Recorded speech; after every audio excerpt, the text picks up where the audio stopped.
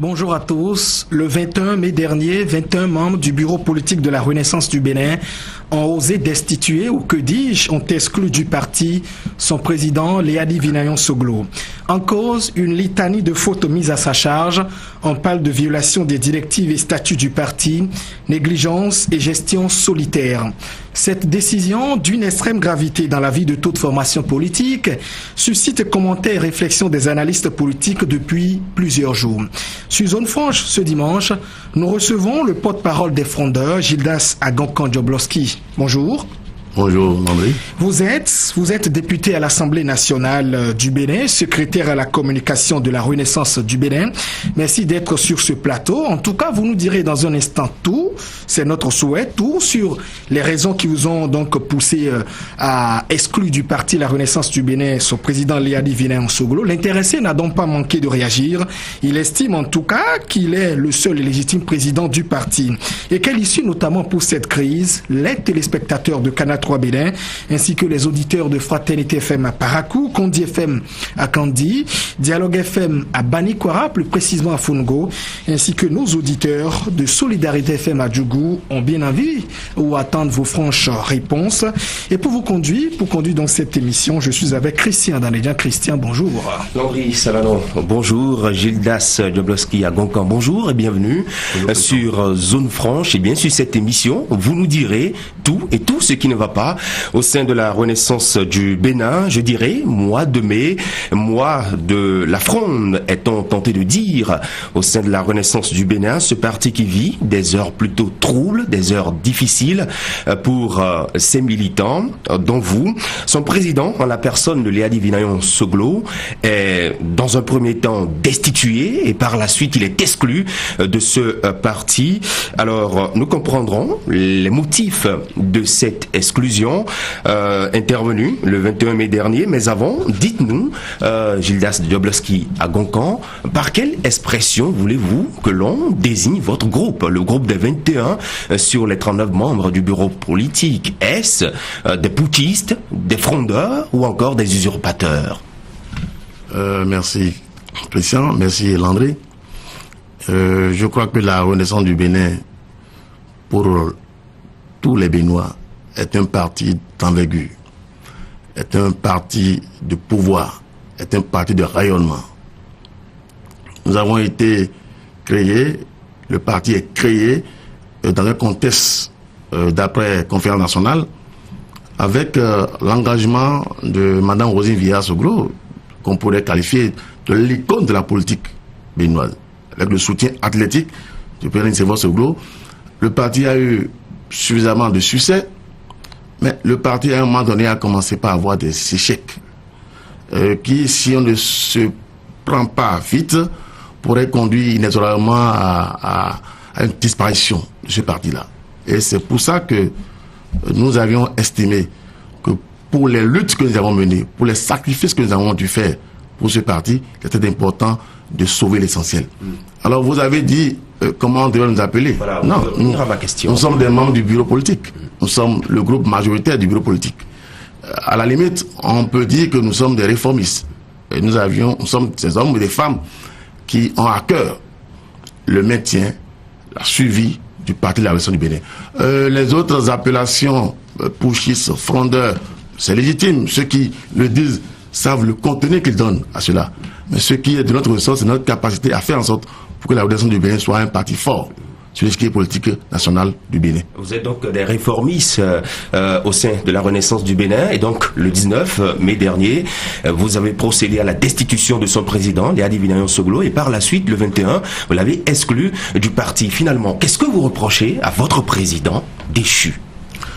Vous savez, nous sommes à l'aboutissement. Vous l'appelez encore présent ou bien au passé ou bien n'est pas fait? Est-ce qu'on peut encore parler du président Léadi Soglo ou bien vous dites ex-président, mais c'est ce que vous auriez souhaité, Gildas Agonkan? Vous, qu'est-ce que vous auriez préféré? Non, à cette heure-ci-là, oui, après Aboumé, oui, Léadi Soglo n'est plus président de la Renaissance du Bénin. Je crois que le PV, le communiqué, les décisions de l'État d'Aboumé sont formelles. Léadi Vinayon Soglo n'est plus président de la Renaissance du Bénin. Mieux, Léadi Soglo n'est plus membre de la Renaissance du Bénin jusqu'à ce que il y ait pour lui un recours gracieux voir son intégration. C'est une décision que le Congrès va certainement confirmer. Au jour où je parle, à l'heure où je parle, Léadi Villalon Soglo n'est plus président de la Renaissance du Bénin. Le seul président de la Renaissance du Bénin, c'est Georges Bada. Il faut que ça soit clair. D'accord, il a raison. Alors, vous savez, la Renaissance du Bénin, j'avais dit tantôt, est un parti de masse, est un parti d'engagement, est un parti d'engouement. Des hommes et des femmes se sont sacrifiés avec, au premier chef, Madame Rosine Villalon Soglo, Nicéphore Soglo, et tout le bataillon de personnalités qui, pendant plus d'une trentaine d'années, ont travaillé inlassablement pour que ce parti puisse s'ancrer dans le chiquier politique national. Mais à un moment donné, nous avions fait une mutation. Léadi Villalon Soglo est devenu président du parti aux assises de 2010 à Abomey, avec un certain nombre d'idées fortes, modernisation, renouvellement, rassemblement. Mais au bout du rouleau, on fait le constat que toutes ces belles initiatives concoctées à Abomey en 2010 se sont révélées comme des échecs qui conduisent progressivement le parti vers l'abîme, vers la ruine. Et il est important que lorsque ça se passe comme ça, que ceux qui ont à charge, ceux qui ont la responsabilité de conduire les militants vers des lendemains meilleurs, puissent identifier les causes, faire un diagnostic et dégager les décisions fortes qui pourront faire en sorte pour que le parti soit toujours un parti fort sur l'échiquier politique national. Alors, ce que nous reprochons à M. Léadi Villalon Soglo, c'est cette manière de gérer notre parti, de gérer le bureau politique de notre parti. Cette manière de faire en sorte pour que le parti n'aspire plus à des succès, mais le parti se complaire dans des échecs. Ce que nous avons reproché au président Léadi Villalon Soglo, devenu militant simple ou même exclu en entendant le recours gracieux, c'est son refus à considérer les décisions des autres membres du bureau politique. Son refus de mettre en place les organes qui doivent concourir à l'animation de la vie politique au niveau de la forme politique. Son refus de faire en sorte pour que le parti soit dans un embelli réel sur l'équilibre politique national. Ce sont ces choses-là qui nous ont conduit à initier un bureau politique pour analyser, pour évaluer le parti et nous projeter vers l'avenir. Malheureusement, dans cette logique de nombrilisme total, le président s'est refusé à échanger, à discuter avec les autres membres du bureau politique. C'est ce qui a conduit, cette fuite en avant, qui a conduit à tout ce que nous avons connu à Abomey. Et c'est la majorité des membres du bureau politique qui sont prononcés pour prendre cette décision-là. Alors, vous avez dit dans votre intervention que le parti, depuis sa création, a quand même connu d'énormes succès et par la suite, il y a eu des échecs. Est-ce que vous voulez dire que c'est depuis l'arrivée de Léadi Soglo à la tête du parti que vous avez enregistré ces échecs-là? Il y a eu des échecs qui ont commencé avant son arrivée. Il y a eu. On ne peut pas dire qu'il n'y avait pas eu d'échecs. Le parti a traversé une période difficile. Nous sommes nés au pouvoir. Nous avons traversé des moments d'opposition qui ont connu des sacrifices. Des hommes et des femmes sont partis. Et en faisant le congrès de 2010, j'ai dit tantôt que le congrès de 2010, c'était modernisation, renouvellement, mais rassemblement. C'était dans une logique de faire en sorte que le parti puisse renaître. Mais visiblement, ce que nous avons souhaité en 2010, c'est complètement accentué tout au long du parcours. Et vous avez constaté, les éléments d'appréciation sont là, sont élogieux. Le hic, ce sont les élections municipales et législatives de 2015, où véritablement le parti est rentré dans un déchirement absolu. Le président du parti lui-même n'a pas été capable de se faire élire à Cotonou. Dans le jour considéré comme l'autre fief du parti, on a fait le constat que, à cause des prises de position, à cause des manigances souterraines du président du parti, le parti a failli perdre à Abomey, a failli perdre à Boyeton, a failli perdre à Zakota, a failli perdre à Gbaizou, a failli perdre à Calavi. N'eût été l'habileté, l'intelligence des autres membres du bureau politique, des autres leaders du parti, visiblement, le parti serait aujourd'hui dans une situation où notre existence sur l'échiquier politique national sera complètement reléguée aux oubliettes. Alors, je voudrais revenir sur la question que posait Christian par rapport à la période que vous définissez où les choses ont commencé à aller de façon décrescendo. En 2010, Léali Villan-Soglo devient président du parti. Je crois en 2011, vous avez obtenu 9 députés, la Renaissance du Bénin. Or, on est nostalgique de ces moments où la RB avait jusqu'à 27 députés. Quand je fais un décompte, c'est-à-dire en 2010, quand il prenait le pouvoir, au 2011, vous avez déjà perdu au moins 18 députés. Donc, il vient au pouvoir, vous perdez à peine 5. Est-ce que le problème n'est pas ailleurs, Gildas Agoncan, tous ces péchés que vous lui portez aujourd'hui? Si vous analysez bien, si vous êtes en profondeur de ce que vous dites, la période que vous décrivez tantôt, celle d'avant 2010, la plupart des personnalités politiques qui sont parties du parti, allez les questionner. Difficilement vous en verrez une personnalité dire que son départ est du fait de Maman Rosine Villan-Soglo, ou son départ est du fait du président Nicéphore Soglo. Ce qui apparaissait comme le plus grand diviseur commun, c'est Léali Villan-Soglo. Vous n'étiez pas président, même n'étant pas président. Je crois que vous êtes des acteurs importants de l'actualité politique de ce pays. Et la plupart de ces personnalités qui ont quitté le parti, l'évocation de la raison, du raisonnement qui conduit à leur départ, ça revient à Léali Villan-Soglo. Et c'est des choses que personne ne peut remettre en cause. C'est des réalités tangibles. Il y a un exemple, Gildas Agoncan. Le départ de, je veux parler de l'homme aux cheveux grisonnés, excusez-moi, de Epiphane Quenum. On a suivi quand même de la conférence de presse qu'il donnait lors de la création de son parti en disant que c'est Maman qui l'a donc obligé à écrire une lettre de démission. Là, c'est pas Léali qui l'a obligé, par exemple, à sortir ou bien à quitter le parti. Quand vous dites qu'il est à la base de tout ce que vous dites là, c'est l'expression publique. Alors, il a dit, nous l'avons entendu. Maman a obligé à. Oui. Mais sur quelle base Maman a fait? Nous qui sommes dans le dispositif secret du parti, nous savons qui oblige qui. Maman était manipulable. Vous savez, Maman n'est pas une dame manipulable. Mais Maman, pendant le temps, a perdu de la vigueur du fait de la maladie. Et ce présent, cette situation de Maman, cette situation du président Soglo est totalement et régulièrement exploitée par Léali Villan-Soglo à des faits qui ont conduit véritablement au départ. Vous avez dit, nous sommes partis de 29 à 9. Oui, parce que souvent quand les gens s'en vont, on a tendance à dire que quand ils vont, le parti, ils ne reviennent plus comme députés. Mais ce qu'on oublie de dire, c'est que quand ils vont, nous ne gagnons plus les députés dans la localité. Suivez mon regard. Olin Ressou est parti. La région du Bénin n'a plus de députés dans le mono. Les Tessie Culbert, les Naoum, les Hazard sont partis. La région n'a plus de députés, ni à Ouida, ni à Komassé, ni à Zé, ni à Lada. À Zapota, j'allais dire dans la région Corvée, lorsque Somassé est parti, aujourd'hui, nous n'avons plus de députés dans Corvée, dans Agonlin. Ces choses-là sont révélatrices de ce que on ne peut pas se taire lorsqu'on a été dans le sacrifice de la réussite de ce parti. Et l'ensemble de nos militants le disent. C'est quelque chose qui se partage. Mais il faut à un moment donné de l'audace. De l'audace pour cerner le mal. De l'audace pour identifier le mal. De faire un diagnostic conséquent et de tirer les conclusions. C'est ce que nous avons voulu faire. C'est ce que nous avons fait à Aboumé en tant que groupe majoritaire du bureau politique. Et je crois que les décisions que nous avons eu à prendre à Aboumé sont des décisions qui certainement donneront de l'élan à notre formation politique, la Renaissance du Bénin. Justement, parlant de ces décisions, vous avez parlé de modernisation, de mobilisation et puis de rassemblement. Arrivé à la présidence, à la tête de ce parti politique, Léali Soglo, à quel niveau a-t-il péché, parlant justement de ces trois piliers majeurs que vous devez exploiter pour faire grandir votre parti? La modernisation, oui, ça a été un vain mot. La modernisation, ça a été un vain mot.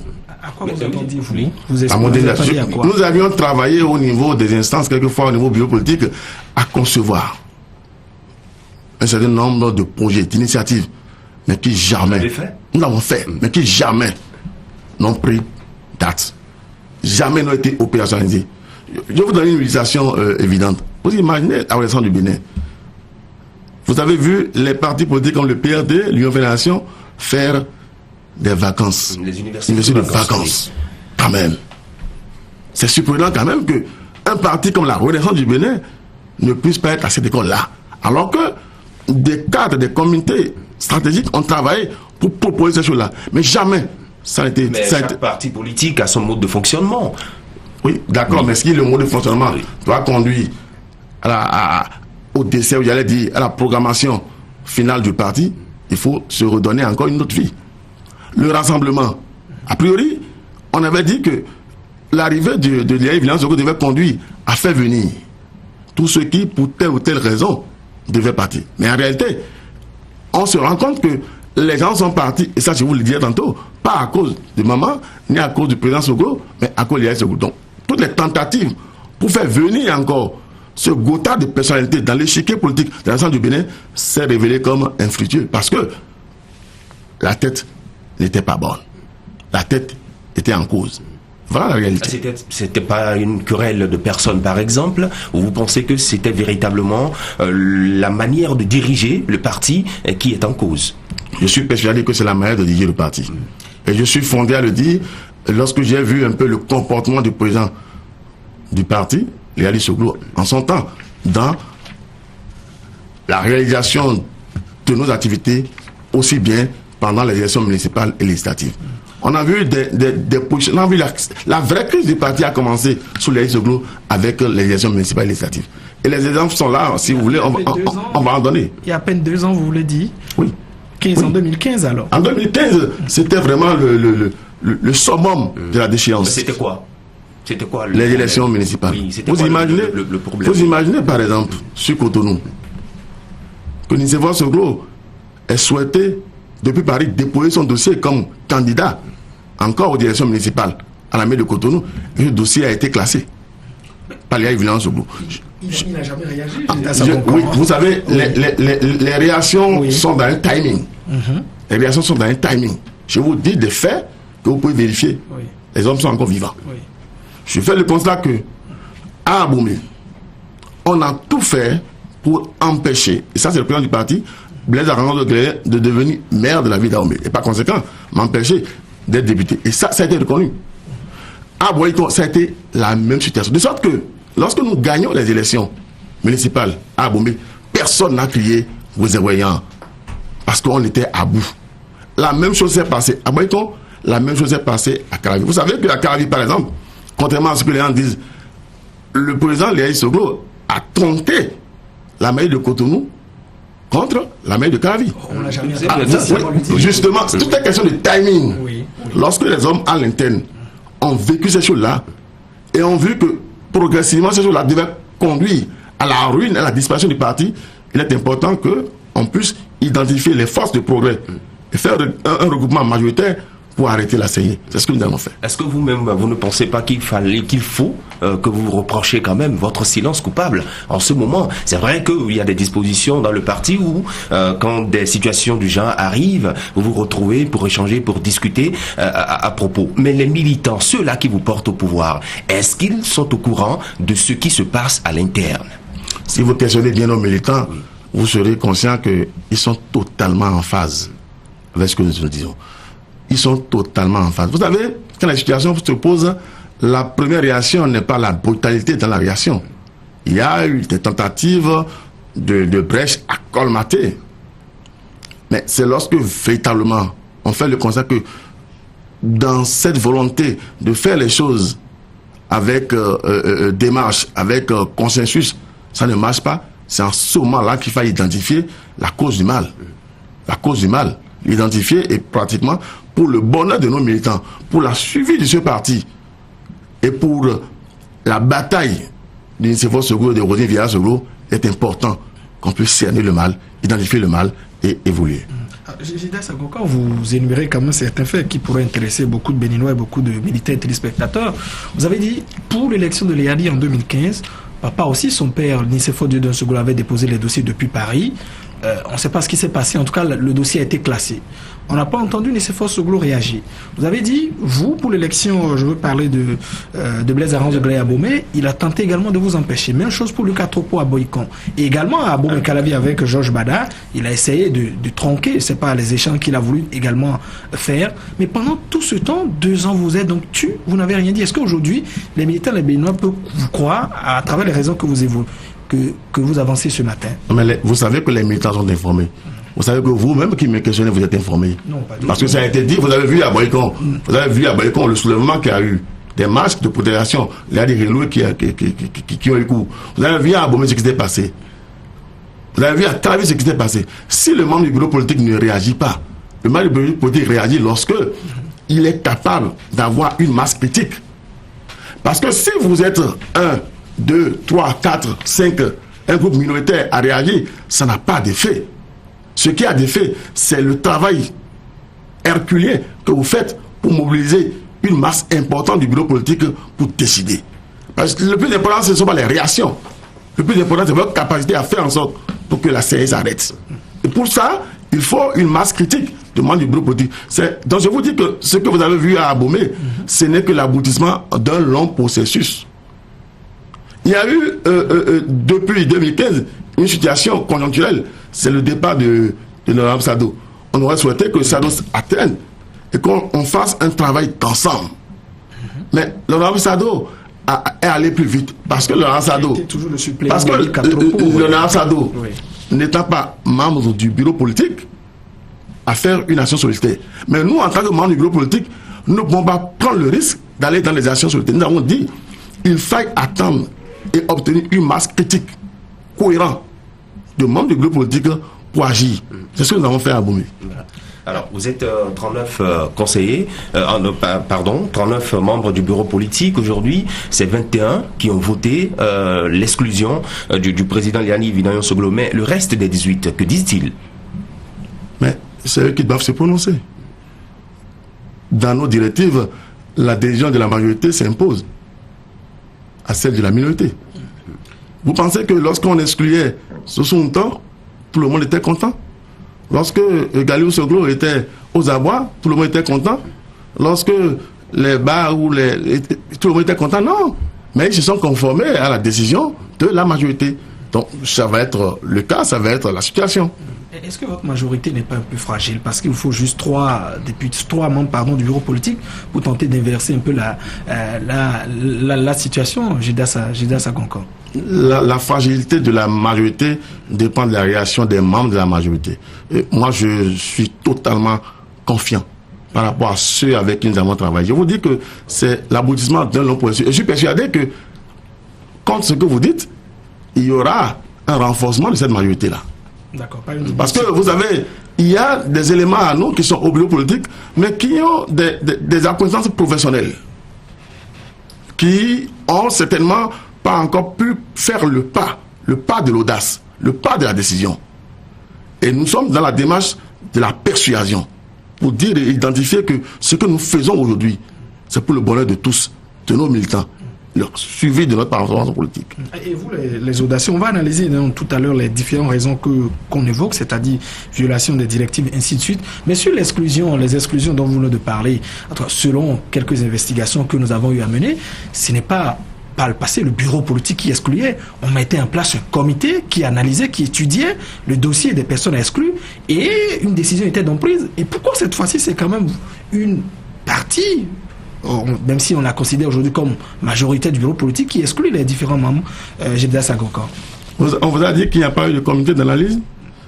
Oui, parce que par le passé, c'était des comités qui étudiaient et qui disaient, bon, voilà les décisions que nous prenons, mais cette fois-ci, c'est quand même le bureau politique qui le fait. Mais qui vous a dit qu'il n'y a pas eu de comité d'analyse de la situation? Il y a eu comité d'analyse de la situation. On a même demandé au camarade Liani Soglo de venir se prononcer devant le bureau politique. C'est son refus qui a accentué les faits.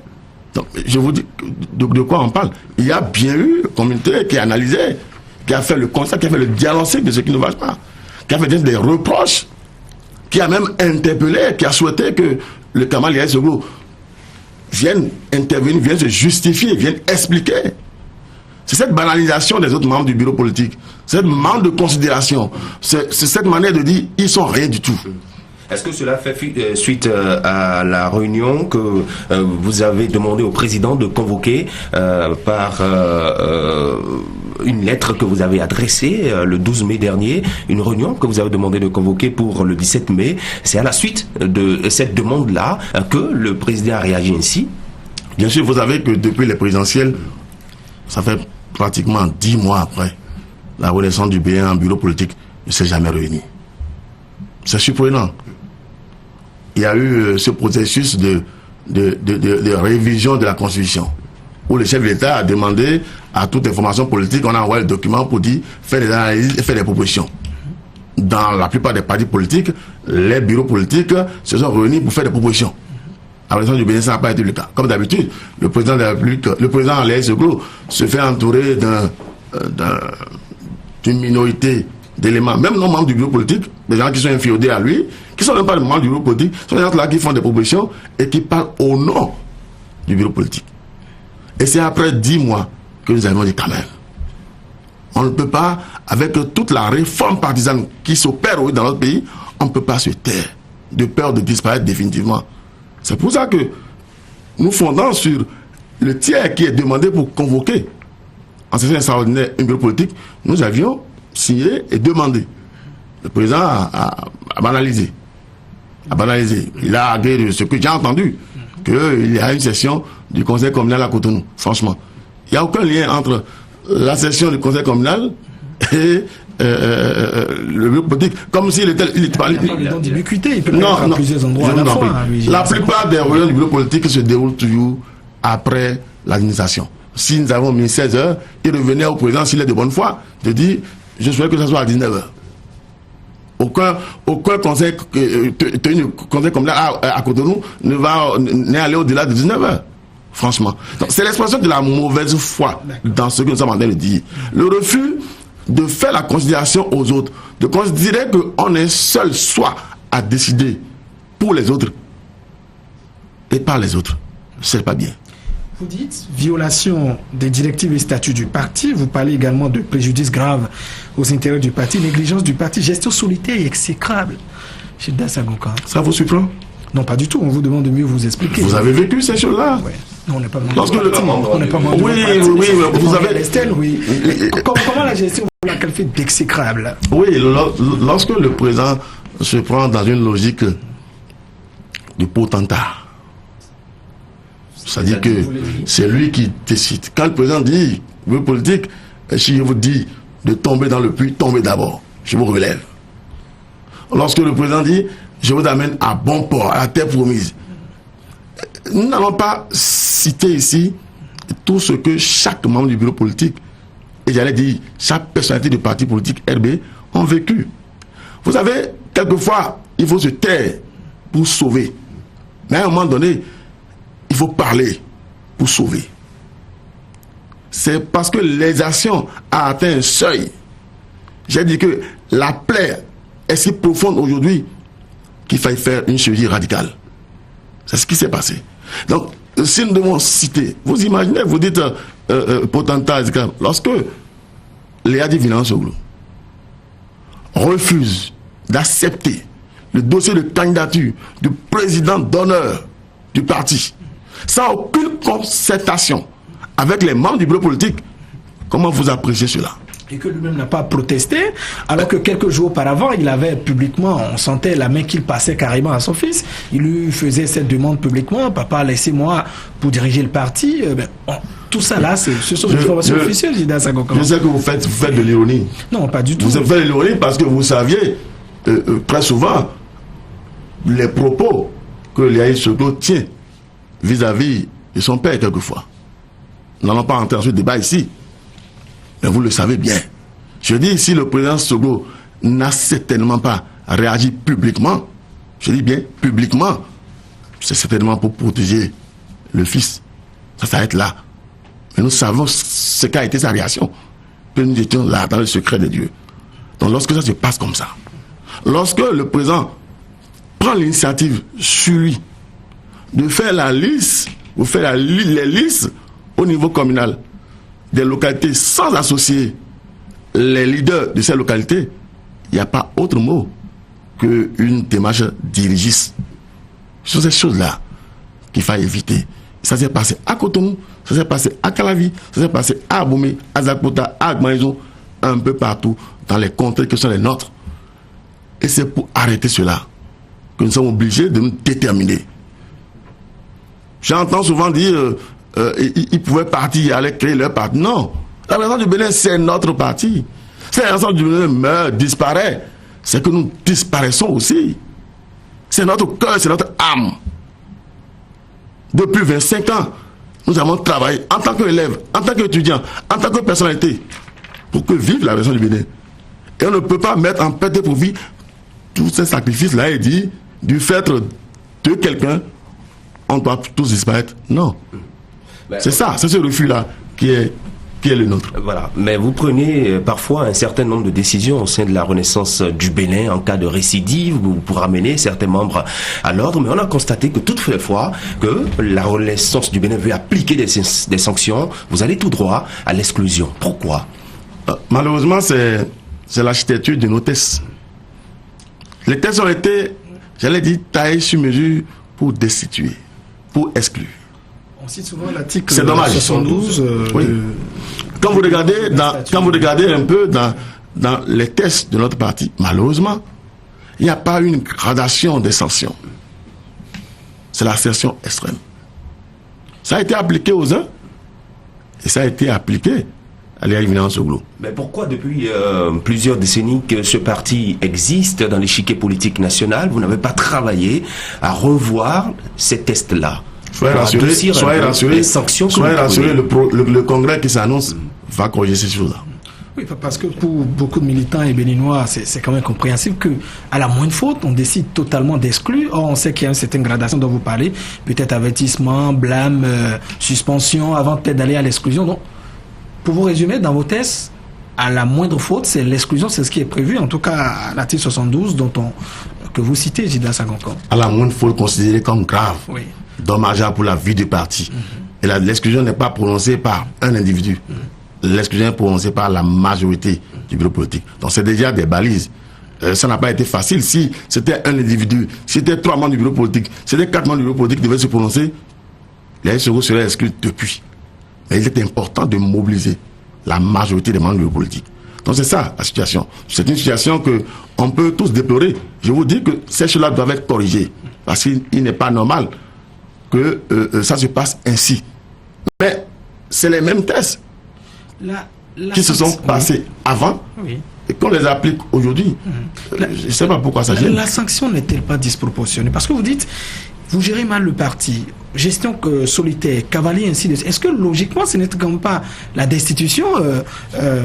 Gildas Agonkon, beaucoup ne comprennent pas pourquoi vous êtes allé jusqu'à l'exclusion alors même que les fautes que vous le reprochez sont liées à son statut de président du parti. Je suis persuadé que si nous étions à la destitution, vous allez dire le relèvement de sa fonction de président, nous serions confrontés aux questions juridiques.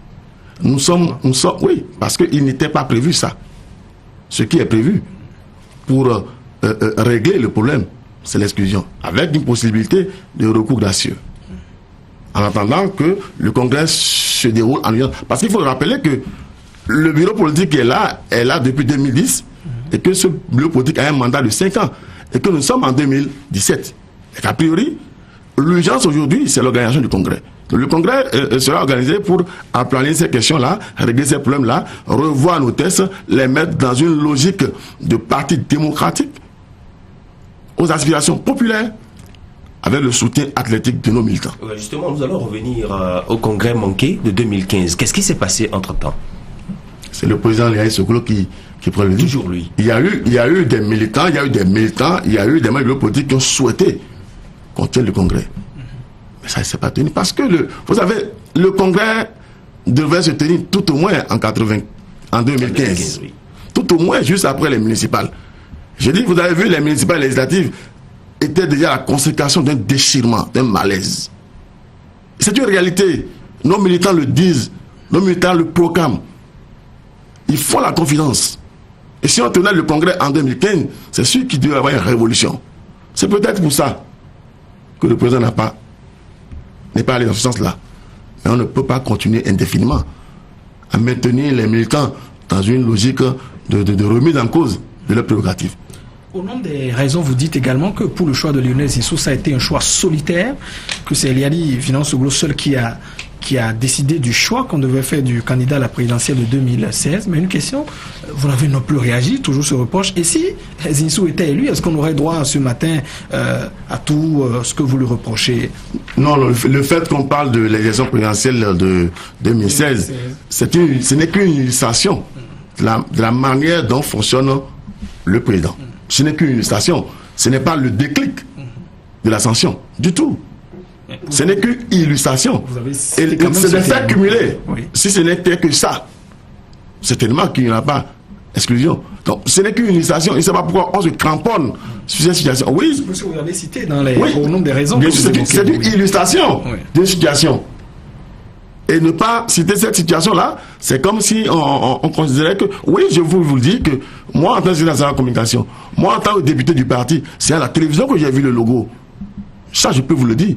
Je peux vous dire que des camarades comme Atropo, des camarades comme Yaotomé, Aranzo ont dû faire la persuasion pour nous dire, attendons, n'allons pas au cash. Donc, je vous dis, ce n'est pas parce qu'à un moment donné, on n'a pas réagi qu'on ne réagira plus jamais. C'est-à-dire que la réaction n'a de valeur que lorsqu'elle aboutit à une situation réelle. Et c'est parce que nous avons atteint une situation critique, nous avons atteint la capacité de mobiliser davantage des membres du bureau politique dans la majorité que nous sommes obligés aujourd'hui d'agir. Parce que le vrai problème, c'est qu'on est passé de l'impossibilité à l'improbabilité, nous sommes aujourd'hui à la réalité. La réalité, c'est qu'on ne peut plus continuer à gérer la version du Bénin de cette manière-là, sans remettre en cause les nobles espoirs que nos militants ont placés en ce parti. Les réactions ont suivi, disons, cette décision que vous avez prise dimanche dernier. À travers un communiqué, Léadi Villalon-Soglo a réagi. Il parle de comportement irresponsable et des manœuvres illégales de votre part. Il estime également, il vous reproche de vouloir porter atteinte à la cohésion du parti. Et pour conclure, il dit qu'il est le seul et légitime président de la Renaissance du Bénin, élu depuis 2010, Gildas Agoncan. Vous allez le surprendre. Ça, c'est de Léadi Soglo tout caché. C'est ramener tout à lui. C'est le sentiment narcissique aux intérêts purement personnels.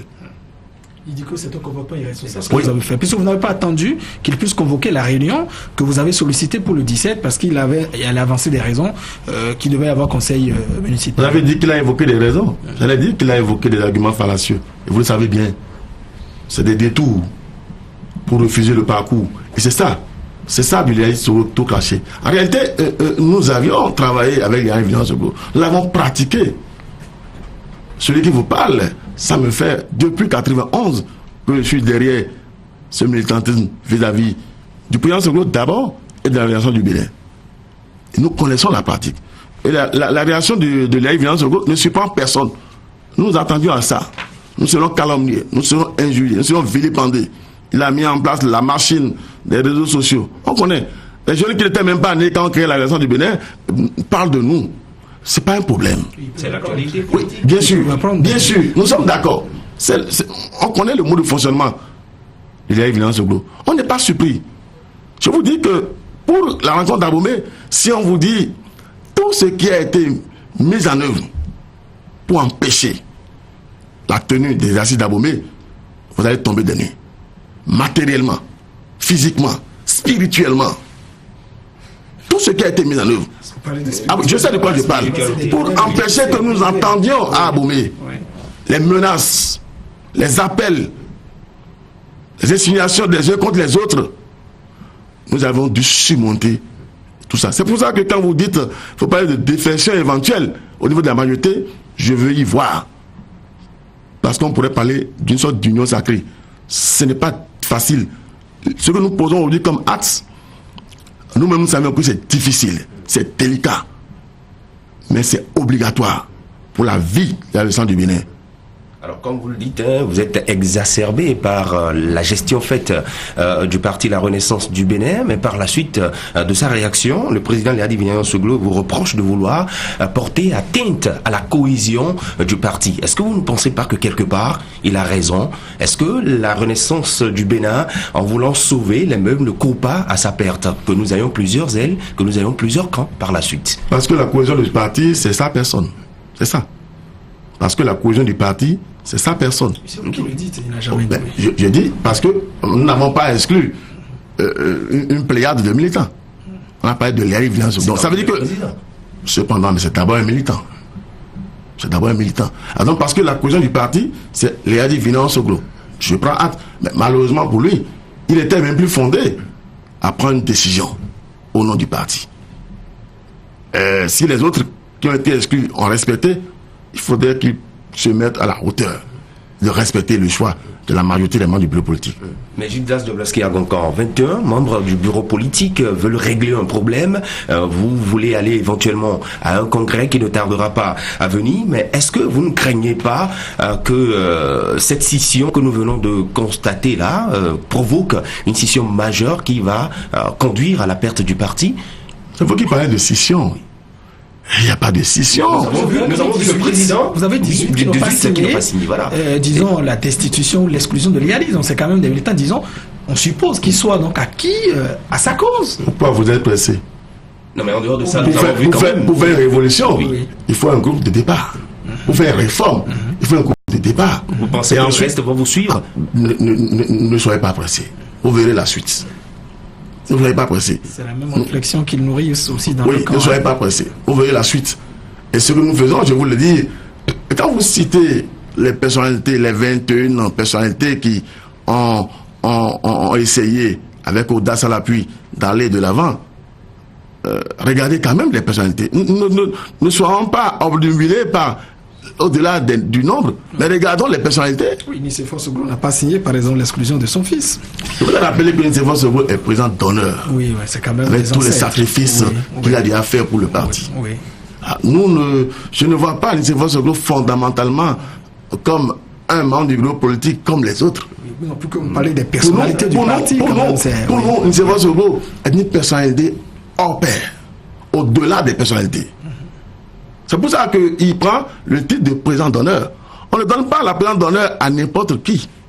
On donne la présidence d'honneur à quelqu'un qui est au-delà des personnalités classiques. Donc, nous ne prenons pas Nicéphore Soglo comme un membre du bureau politique comme les autres pour l'amener à signer quelque chose. Donc, ça, c'est la considération que nous devons. Oui.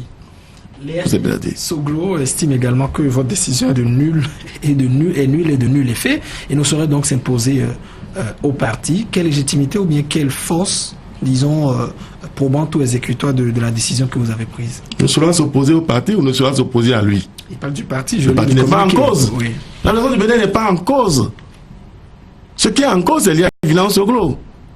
Il faut le dire. Et s'il pense que le parti, la raison du Bénin, c'est lui, bon, ça justifie sa réaction. Et ça justifie la raison pour laquelle nous devons aller plus loin. Nous devons aller au-delà de nos personnes. Et voir beaucoup plus la dynamique évolutive de notre parti. D'autres personnalités aussi ont réagi, Christian Dandeja. Justement, nous avons vu, en dehors du président Liali Vinéan Soglo, son père également, qui a réagi, le président Nicéphore Dieudonné Soglo. Par la suite, vous avez associé Abraham Zizidokwe dans ce que vous avez fait à Abomey, alors que lui-même n'était pas présent. Qu'est-ce qui s'est passé entre-temps et quelle fut votre réaction à la suite de la réaction qu'il a semblé avoir? Je voudrais rappeler que Abraham Zizidokwe, oui, une communication mensongère, c'est-à-dire on a voulu croire à l'opinion que Abraham Zizidokwe était aussi à Abomey, qu'il était à Sun City, qu'il aurait signé également ce procès verbal, alors que l'intéressé était à Paris, il n'était pas présent sur le territoire national. Je crois que les actes sont sacrés. Nulle part dans les documents issus de l'assise d'Abomey, vous ne trouverez la signature d'Abraham Zizidokwe. Oui. Le contraire aurait surpris. Abraham Zizidokwe, le président Abraham Zizidokwe, n'est pas membre du bureau politique. Et si nous le comptions parmi les 21 personnalités, nous serons à porte-à-faux avec nos initiatives, avec nos réglementations. Donc, le président Zizidokwe Abraham n'est pas membre du bureau politique. Tous ceux qui ont agité cette affaire, on a dit, ils ont falsifié sa signature. On comprend, nous sommes dans l'intoxication béate. On connaît le microgroupe politique de notre pays. Donc je dis et j'affirme que Maître Abraham Zizidokwe n'est pas membre du bureau politique. Et ce faisant, il ne pouvait pas être à Abomey. Je vous dis que le processus qui a conduit à Abomey est un processus long, avec des consultations, des contacts de personnalités qui sont au bureau politique, mais des personnalités qui ne sont pas au bureau politique. Et dans cette logique-là, nous avions, et je peux vous dire que personnellement, avec un certain nombre de personnalités, nous avons rencontré Maître Abraham Nzouroui. Et sur le diagnostic que nous faisons pour l'évolution du parti, il est au même diapason que nous. Sur le diagnostic, il est au même diapason que nous. Et sur la décision, il est au même diapason que nous. Attendez demain que Maître Abraham Nzouroui vous dise qu'il n'assume pas la présence du comité d'organisation du Congrès. S'il vous le dit, je comprendrai qu'il n'est pas en cohérence avec notre vision. Alors, honorable Djoblowski, Gildas Agoncan, vous avez dit tout à l'heure que sur la question de l'idée, de l'initiative, vous êtes en parfaite symbiose avec le député, l'ancien président Abraham Zizi-Ndouré. Et sur la question de la décision, quelle est sa position officielle? Sa position, je vous dis, il est dans la même logique que nous sur le diagnostic. Et sur son choix pour présider à l'organisation, le comité d'organisation du Congrès, je ne l'ai pas entendu encore dire non. Je suis persuadé que je ne l'entendrai pas dire non. Parce qu'il partage les mêmes motivations que nous. Et tous ceux qui ont fait circuler des listes ici et là pour faire croire que le président Ndouré fait partie des 21 personnalités pour créer la majorité au bureau politique, se sont trompés. C'est de l'illusion, c'est de l'intoxication. Les PV sont là. Je suis capable de vous citer énormément les 21 personnalités qui ont signé le PV et qui sont membres du bureau politique. Tout le reste n'est que diversion, n'est que effet pour torpiller une initiative louable, une initiative noble, une initiative qui est dans la démarche du souhait de bon vouloir de nos militants. Mais l'intéressé même a semblé déjà remettre un peu en cause ce que vous avez pris, puisque à sa descente d'avion de Paris, il estime que pourquoi mêlons donc à vous mêler, j'allais dire son nom, disons à ce qui est arrivé, qui n'est donc pas concerné. Pourquoi cette communication qui a été agitée? Or, vous estimez que il est au courant de tout et que vous êtes en phase avec lui par rapport à la décision que vous avez prise. Vous avez les audios de ses propos? On l'a entendu, quand même, il a réagi dans un journal événement précis. Vous pouvez me dire que le journal événement précis a transcrit ce qu'il considère comme les propos du président Ndouré. Moi, après cette cabale, je dis cabale médiatique, cette cabale médiatique, nous avions rencontré le président Ndouré. Que vous a-t-il dit? Je vous assure que c'est le jour où le président Ndouré vient dire ouvertement, parce que c'est une personnalité qui assume ses positions. Et tout le monde connaît le président Ndouré dans ce pays. Il assume ses positions. Donc s'il ne doit pas l'assumer, il viendra vous dire sur vos chaînes. Donc je crois que laissons cette polémique et évoluons. Voilà. Et le président Nicéphore, Dieudonné Soglo, qui lui dit ne pas comprendre cette outrecuidance à aller jusqu'à la destitution du président de votre parti. Et il dit que vous êtes allé trop loin. Vous avez d'ailleurs attendu le fait que Madame Roselyne Vera Soglo ne soit pas sur le territoire national et que lui-même ne soit pas sur le territoire national pour prendre cette décision. Et quand on regarde un peu ce qui s'est passé dans la foulée, vous avez pris 3 jours pour destituer et exclure Liadi Soglo pendant que les géniteurs du parti ne sont pas présents. Je comprends le président Nicéphore Soglo. Et tous ceux qui connaissent le président Nicéphore Soglo savent que dans des situations pareilles, il a des décisions, des prises de position fortes. Rien ne nous surprend dans la démarche du président Soglo. Nous ne le condamnons pas. Nous comprenons sa réaction. Nous comprenons sa réaction d'autant plus qu'il est dans une démarche paternaliste. Il est allé loin. Il a dit par rapport à qui? Par rapport à Liadi Soglo. Oui. Par rapport à Liadi Soglo. Et ce n'est pas la première fois que le président Nicéphore Soglo, dans le feu de l'action, émet des réactions de cette manière. Mais après, nous connaissons son mode de fonctionnement. Après, parce que vous connaissez son mode de fonctionnement, nous connaissons le président Soglo. Est-ce la raison pour laquelle vous lui avez adressé des excuses? Nous le connaissons, nous le respectons, et nous avons, si vous voyez le communiqué final, l'une des décisions de H. Dabomé, on a dit qu'un comité sera mis en place pour rencontrer le président Soglo. Je peux vous faire une autre confidence. Parce que ce qu'on ne dit pas, cette affaire de retirer Liadi Soglo la responsabilité de diriger la Renaissance du Bénin, déjà, il y a eu des personnalités du parti qui ont rencontré le président Soglo et qui ont souhaité qu'en réalité, avec ce que nous vivons, le souhait des militants et des membres majoritaires du bureau politique, c'est que Nicéphore Soglo lui-même puisse prendre, puisse présider, puisse aller aux destinées de ce parti pour remettre le parti sur les rails. Vous voulez dire quoi par là? Au prochain congrès, il sera le président de la Renaissance du Bénin, c'est ce que vous voulez? Mais si le président Nicéphore Soglo, au congrès, je crois que la première personnalité que nous aurons souhaité prendre la tête du parti et remettre le parti sur les rails pour les générations futures, c'est fondamentalement Nicéphore Soglo. Il n'y a pas de doute à ce niveau-là. Parce que notre bataille, ce que le président Soglo a dit, il est allé dire qu'il a fait des sacrifices, qu'il a failli mourir, que maman Rosine Vieira Soglo a perdu la vue pour la cause du parti. Et c'est réel, c'est légitime.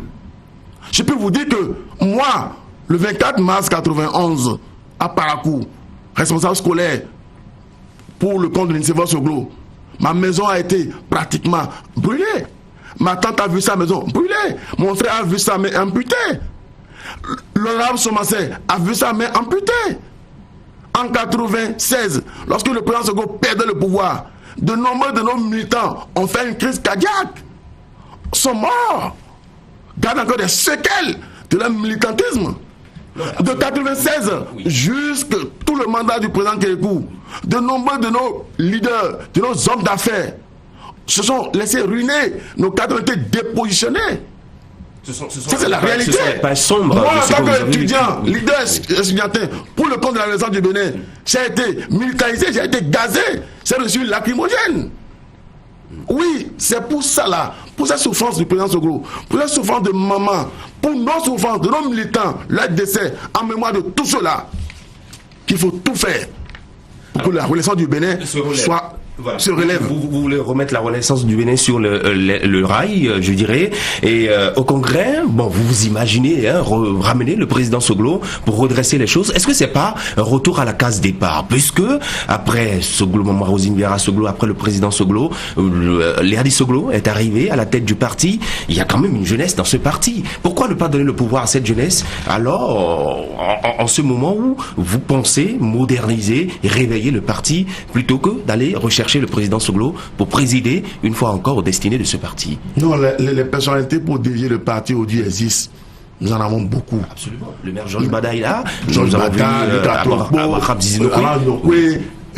il y en a une pléiade. Non, pourquoi pas? Oui. Pourquoi pas? C'est un parcours. Ça me fait 26 ans de militantisme politique. Donc on peut. Mais lorsque Nicéphore Soglo est là, nous sommes tous obligés de nous mettre en ordre de bataille derrière lui. Mais il a quand même une position aujourd'hui, la position de président d'honneur du parti. Oui. S'il est président d'honneur, mais il souhaite être dans l'opérationnel, juste pour que le parti ne puisse pas aller à l'abîme, pourquoi pas? Alors, donc, pourquoi pas? Pour vous résumer, Gildas Agonkan, il n'est pas exclu que, en tout cas, vous les frondeurs aujourd'hui, vous puissiez demain, ou bien votre volonté, voir si Nicéphore Soglo souhaite aujourd'hui reprendre la tête du parti jusqu'à, en tout cas, passer ces moments de crise, afin de passer après la main. Vous n'êtes pas contre, pour résumer un peu les propos que vous avez tenus. Mais l'intéressé également dans ces propos, il estime que c'est quand même un manque total de respect à son égard, qu'il a parlé avec beaucoup d'entre vous avant de partir, et que vous êtes des pushistes. Gildas Agonkan. Oui, mais je vous ai dit, le président Soglo, ce n'est pas la première fois que le président Soglo a ce que j'appelle le secret des expressions choquantes. Ça vous choque, ça? Mais au-delà de ce choc qu'il émet, c'est un homme d'une dimension extraordinaire. Et je peux vous dire que, après ces propos que vous qualifiez de délicats, de difficiles, le pont n'est pas rompu avec lui. Il y a eu des contacts. Donc, je peux vous dire que je ne mettrai pas dans une autre logique aujourd'hui pour déclencher d'autres réactions, d'autres supplications. Mais je peux vous dire que pour la pérennisation du parti, pour que la Renaissance du Bénin soit toujours la vraie, il n'est pas en dehors, il n'est pas loin de ce que nous souhaitons tous. Parce que nous souhaitons tous, c'est que les batailles, les luttes, les sacrifices ne soit pas perdu. Donc finalement, c'est une guerre de personnes, parce que vous avez souhaité Léali exclu, mais vous souhaitez que son père revienne aux affaires. Est-ce que c'est pas une question de personne finalement? Non, nous n'avons pas. C'est pas une affaire de souhaiter que son père revienne aux affaires. Je dis clairement que des hommes pour diriger la Renaissance du Bénin aujourd'hui sont légion. Ils existent.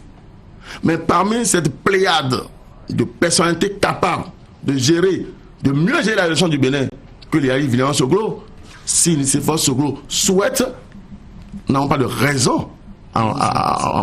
Mais s'il ne le souhaite pas, nous avions des hommes et des femmes qui sont capables de conduire ce parti-là vers des lendemains meilleurs. On a vu autre réaction également, Georges Bada, qui a été désigné au même titre que le président Zindoré pour conduire les travaux du Congrès. Président pas intérim désormais, c'est Georges Bada qui a été donc désigné le maire de la commune d'Abomey-Calavi. Mais lui également a présenté les excuses à Nicéphore Dieudonné Soglo. Nous l'avons aussi entendu sur une radio privée de la place. Mais c'est une question de bienséance par rapport à l'aîné. C'est tout. Vous cramponnez à il a présenté les excuses. Rétropédalage, c'est ce que vous voudrez bien savoir. Il a dit, une réaction. Il a présenté les excuses, oui. Mais il a ajouté quoi? Il a ajouté que les décisions d'Abomey sont des décisions qui s'imposent, sur lesquelles on ne reviendra pas. Vous vous arrêtez à il a présenté les excuses. Il présente les excuses, bien sûr. Vous connaissez le lien familial qu'il y a entre Georges Bada et Nicéphore Soglo. Oui, il présente des excuses. C'est l'Africain, dans une démarche africaine de droit d'aînesse, lorsque le patriarche parle, quelles que soient vos motivations, présentez les excuses. Mais vous ne reniez pas la responsabilité des décisions que vous assumez. Et en cela, le président Bada Georges, l'ancien vice-président devenu président dans la période transitoire, a toute la responsabilité pour conduire à bon port le parti jusqu'au prochain congrès. On a vu aussi Léali Soglo qui n'est pas resté, disons, insensible à cette exclusion, à cette destitution. Le jeudi dernier, à travers un meeting qui a été organisé au siège de Vidolé, à Cotonou, on a vu les élus locaux qui sont sortis pour apporter le soutien à Léali Soglo. Ils estiment que c'est le seul président, disons, légitime de la Renaissance du Bénin. Le seul légitime, vous savez, c'est des soubresauts. Nous avons combien d'ailes au niveau de il n'y a pas d'ailes. Et les 18, vous les classez? Je vous dis... Alors, les frondeurs, Gildas Agoncan, vous dites, on l'a destitué. Pourquoi vous continuez par parler de frondeurs? J'ai dit que la légitimité du parti, c'est la majorité des membres du bureau politique qui ont désigné actuellement Georges Bada, ancien vice-président, comme président. Luc Atrogo est toujours le secrétaire de l'Éducation nationale. Je suis toujours le secrétaire national de la communication. Blaise Aranzo est toujours vice-président. Yawoto Boniface est toujours le porte-parole du parti. Mais je ne sais pas de quoi vous parlez quand vous parlez de frondeurs. Oui, qu'il y ait des groupes qui ne parlent pas. Bien sûr, ça ne manquera pas. Nous sommes en démocratie. Nous sommes en démocratie. Et vous suivez la théorie politique au niveau national, au niveau international. Ça ne manque jamais. Mais qu'il y ait des revendications de minorités pour dire telle ou telle chose, ça ne manque pas. Mais ce qui est important, que après le congrès, tout ça va se calmer. Nous sommes sereins. Le plus important, mais tout ce qui se dit aujourd'hui apporte un peu ce que j'appelle la vitalité à l'animation de la vie du parti. Ça ne nous inquiète pas, ça ne nous choque pas. Nous estimons que c'est la logique des choses.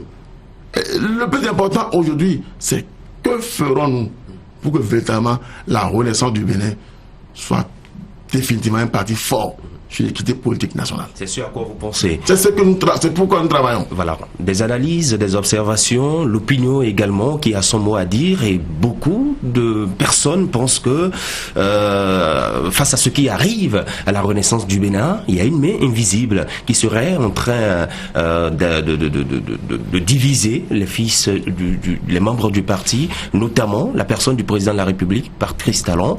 Semble-t-il que c'est lui qui est en train de mettre des bâtons dans les roues. Vous savez vous-même que vous ne croyez pas à ce que vous dites. Vous savez vous-même que c'est à la limite... Non, je vous pose la question. Non, je dis que vous savez vous-même que ce que vous dites n'est que le report de ce qui se distille par ceux qui ne veulent pas assumer la situation. Le président Patrice Talon, je ne sais pas vraiment pourquoi on veut aller à la victimisation.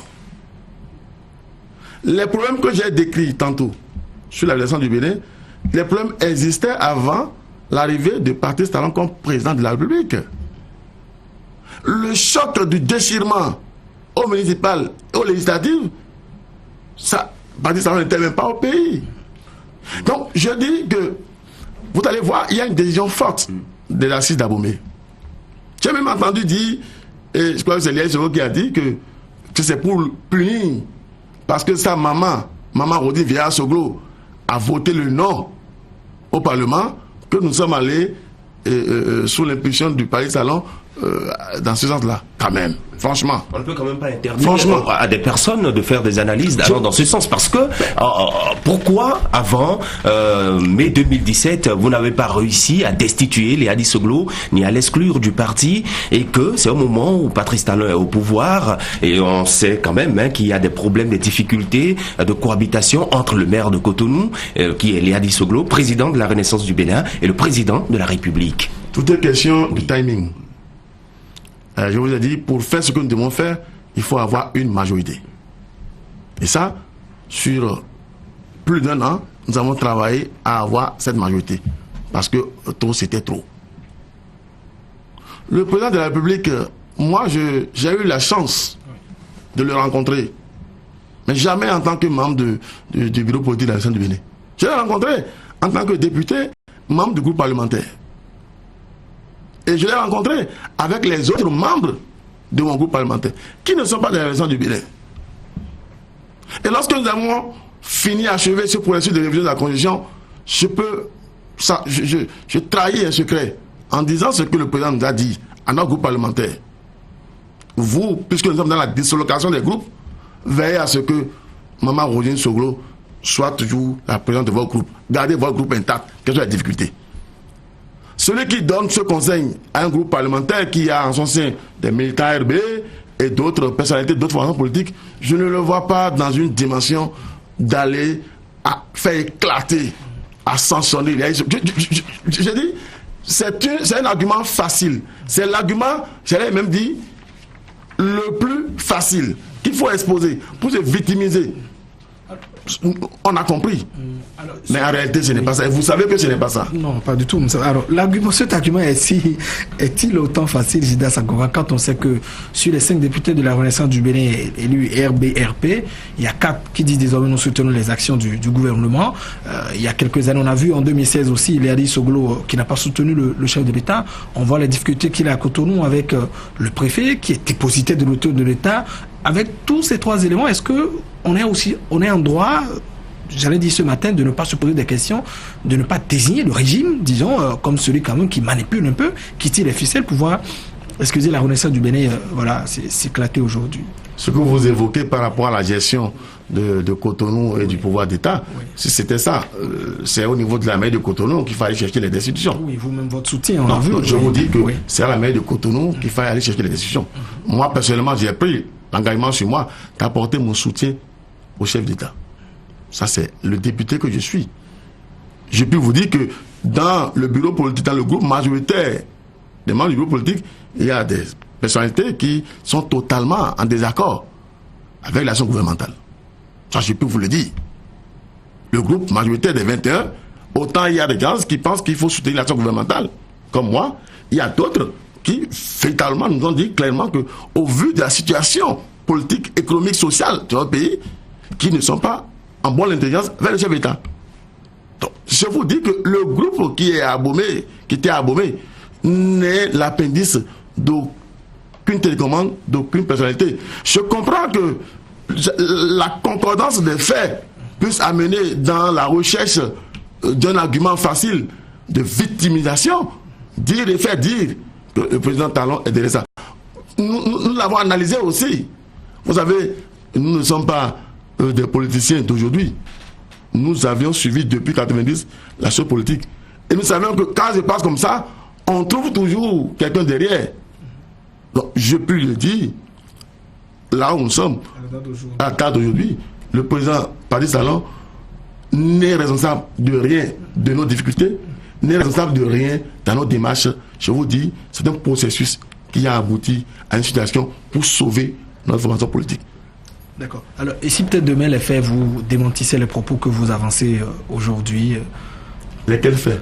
peut-être on verrait clairement, comme on le dit, que le vent pourrait peut-être souffler et que on verrait mieux le cul du héron pour savoir ceux qui sont en coulisses et Mais je derrière vous cette dis, situation. nous sommes en politique. Voilà, et rien n'est exclu. Nous sommes en politique. Et tout peut arriver. Vous avez vu les Alice Oglo sur les 10 ans de Yaïboni. Vous avez vu la démarche sinusoïdale qu'il a connue. Donc, nous sommes en politique. Si demain, le congrès de la Renaissance du Bénin apprécie en disant il faut aller dans tel ou tel sens, nous aviserons. Rien n'est exclu. Rien n'est exclu. Donc, mais le problème que nous avons aujourd'hui n'est pas un problème de Patrice Talon. C'est un problème de management de notre formation politique. C'est un problème de suivi de notre formation politique. Et notre parti politique existera après Talon. Alors, que feriez-vous, les réformistes ou les fondeurs, si demain il y a des violences? Finalement, vous vous accrochez tellement à l'expression fondeur. Alors, si vous les réformistes, alors que ferez-vous demain, vous les réformistes, si Liali Soglo aussi décidait de soutenir le régime de Patrice Talon? Ce n'est pas notre problème, ça. Oui. Si Liali Soglo décide de soutenir le président Patrice Talon, vous serez finalement dans le même camp. À quoi aurait servi toutes ces batailles? Je pourrais vous rappeler, oui, ici et maintenant, que le groupe majoritaire qui était à Abomey n'a nulle part décidé de soutenir l'action gouvernementale. Je crois qu'il faudrait qu'on établisse les faits, qu'on n'aille pas au-delà des faits. Si demain Liali Soglo, le citoyen Liali Soglo, décide, je dis bien, même pas le militaire, non, je crois que il est en suicide. Il est en suicide. Le coup gracieux, vous il est en suicide. Il est en suicide. Donc je dis, Monsieur Liali Soglo décide de soutenir l'action gouvernementale, mais c'est son droit le plus absolu. Il aurait fait analysant les faits et les avantages. Est-ce que vous aurez pas mis en difficulté? En difficulté par rapport à quoi? Notre problème aujourd'hui n'est pas un problème d'alignement vers l'action gouvernementale. Notre problème, c'est qu'est-ce qu'il faut faire pour que les militants de la Renaissance du Bénin, qui sont là aujourd'hui, ou ceux qui sont partis, ceux qui ont cru, ceux qui une fois dans leur vie ont voté pour la Renaissance du Bénin, puissent dire définitivement que ce parti puisse renaître. Ça se passera avec ou sans Patrice Talon. Patrice Talon, c'est un président, c'est une personnalité qui va disparaître un jour.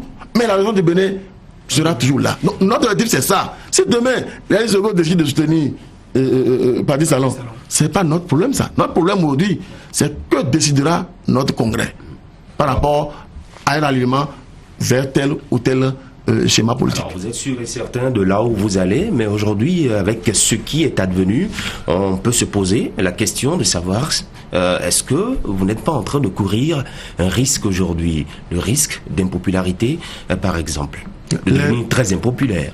Dans aucune nation n'est menée sans évaluation de risque. Moi, je suis un planificateur, donc je sais que dans toute initiative, il faut évaluer les risques. Le plus important, ce n'est pas les gens des risques, c'est qu'est-ce qu'il faut faire pour minimiser les risques, pour contourner les risques. Et nous travaillons à cela. C'est pas que nous pensons que l'acte que nous posons aujourd'hui, j'ai parlé d'audace, j'ai parlé de responsabilité. Et l'acte que nous posons, je vous ai dit les conditions dans lesquelles nous avons pu tenir les assises d'Abomey. Je vous dis les conditions dans lesquelles nous avons pu tenir les assises d'Abomey. Et nous savions, au jour d'aujourd'hui, malgré tout ce que j'ai dit, les pressions que chacun subit pour renier ou pour remettre en cause les assises d'Abomey. Ce qui est les pressions subies. Vous savez, parmi les majoritaires, les 21 personnalités, il y a des gens qui travaillent à la mairie de Cotonou. Il y a des gens qui sont des directeurs de services à la mairie de Cotonou. Il y a des gens qui sont des chefs d'arrondissement à la mairie de Cotonou. Vous voyez ce que ça veut dire? Les pressions que ces personnalités subissent tous les jours. Pourtant, elles résistent. Souhaitons vivement que, vous dites pour le moment, souhaitons vivement que ces personnalités, nous travaillons à faire la persuasion responsable pour que ces personnalités résistent, parce que l'intérêt de la nation du Bénin passe par ces actions-là.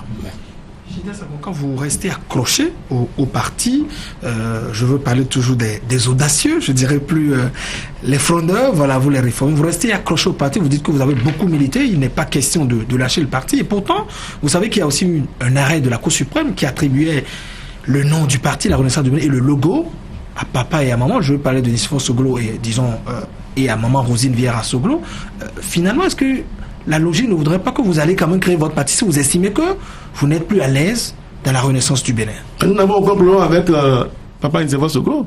Nous n'avons aucun problème avec maman Rosine Vieira Soglo. Vous pensez qu'il va pas Je dis oui. Au jour d'aujourd'hui, oui. Nous n'avions aucun problème avec ces deux icônes de la vie politique de notre pays. Aucun. Le problème que nous avions, c'est avec Yali Soglo. Et ce n'est pas que nous avions un problème. Qui est le fils? Le problème que le parti a. Qui est le fils de... Mais nous ne sommes pas ici dans une dynamique familiale classique. Est-ce que vous pensez... La réaction du président de Soglo, ce que vous voulez me demander... Est-ce que finalement il ne va pas prendre parti pour son fils et vous lâcher? C'est la question que on avisera. Vous aviserez. On avisera. Vous savez, nous sommes des humains. Nous sommes dans une dynamique sociétale. Et rien n'est exclu. Et nous ne sommes pas des gens qui évoluent dans une pensée sans analyse. Tout est possible en politique. Tout est possible. Le moment venu, par rapport à la situation actuelle, voilà notre décision. Voilà notre raisonnement. Voilà notre démarche. Et nous pensons que cette démarche est noble. Cette démarche est en adéquation avec la volonté de nos militants. C'est réel. Mais le reste, quelles que soient les situations qui vont survenir demain, on appréciera. Nous sommes encore là, nous sommes encore vivants. Nous subirons des chocs, nous subirons des perturbations. Mais l'essentiel pour nous, c'est tenir debout.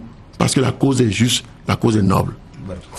Aujourd'hui, Georges Badar est le président du parti en attendant le congrès qui sera organisé très très prochainement. Dites-nous, quels sont les critères qui ont milité pour que ce soit lui qui soit choisi? Il n'y a aucun critère. Je voulais rappeler simplement que nous n'avons pas remis en cause le bureau politique. Le président est parti. La première vice-présidente, c'est Madame Sikiat Aguemo, qui n'est plus jamais venue. Oui. Le deuxième vice-président, c'est Georges Badar. Ce n'est juste qu'un alignement réglementaire. Si Georges Badar n'était pas là, il disait je ne peux pas, Blaise Aranzo prend. Si Blaise Aranzo n'était pas d'accord, Yaoto me prendra. Porte-parole. Ça veut dire que c'est dans la hiérarchie classique des décisions de 2010 qu'on évolue. Donc en réalité, il n'y a aucun problème dans l'architecture du bureau politique. Le bureau politique reste là où il est.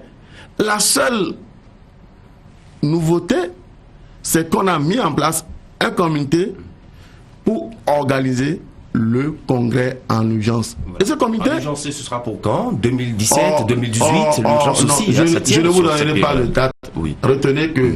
Mais ça se fera en 2017. Oui. Ça se fera en 2017? Absolument. Ça se fera très bientôt. Parce que le temps presse. Le temps presse, puisqu'il est important que nous nous le temps presse par rapport à quoi? Aux préparatifs, les communales? Vous savez que les législatives viennent. Et qu'il est important que, quand même, vous ne sentez pas que la Renaissance du Bénin est en train de perdre de l'ampleur, de la visibilité. Alors, qui prend la présidence? Il y a des noms qui sont cités. On parle de Luc Atropo, par exemple. Est-ce que c'est vrai ou c'est faux? Ça va être une injure aux militants et aux congressistes que de dire ici maintenant que tel ou tel prendra la tête du parti. Mais vous avez parlé du président Nicéphore Soglo s'il le souhaitait. Je dis que le président, il ne faut pas intégrer le président Nicéphore Soglo comme nous autres. Le père Nicéphore Soglo, c'est un membre hors pair. Le père Nicéphore Soglo, c'est quand même... non, je crois que laissons le père Nicéphore Soglo de côté. Et parlons des autres responsables, des autres personnalités du parti. Et le congrès a la latitude, en évaluant les potentiels de celui-ci et de celui-là, de faire les choix pour que nous allons dans une position, mais au-delà des hommes, au-delà de celui qui va présider, au-delà des membres du bureau politique qui vont venir, c'est la réforme organisationnelle pour faire en sorte pour que ce parti soit un tremplin au service du développement de nos militants au service du développement de notre nation. Une dernière question avant qu'on change donc de sujet sur disons l'assiette même de cette émission. Gildas Agonkan, quand vous êtes d'Abomey, là je parle sur le plan sociologique, je laisse la politique de côté. Est-ce qu'en région Fond, un fils peut convoquer le père? Autrement dit, c'est-à-dire vous, les membres, vous convoquez Liali Villan Soglo. Autrement dit, est-ce que ce n'est pas Nicéphore Soglo que vous convoquez de force pour pouvoir régler un problème, pour qu'il puisse donc assister à une réunion? Je parle sociologiquement en région Fond. Je suis quand même surpris que ça soit Landry Salano, le juriste qui me parle. Non, là, je parle sur le plan sociologique, je ne parle pas sur le plan politique, ni sur le plan juridique. Gildas Agonkan. On est en région Fond. Dans aucun de nos tests. Oui. À l'Assemblée du Bénin. Alors, moi, j'ai quitté ce plan. Je voudrais dire et affirmer de go. Dans aucun de nos tests, les Zogo n'est le père de personne. Non, je parle du non Soglo.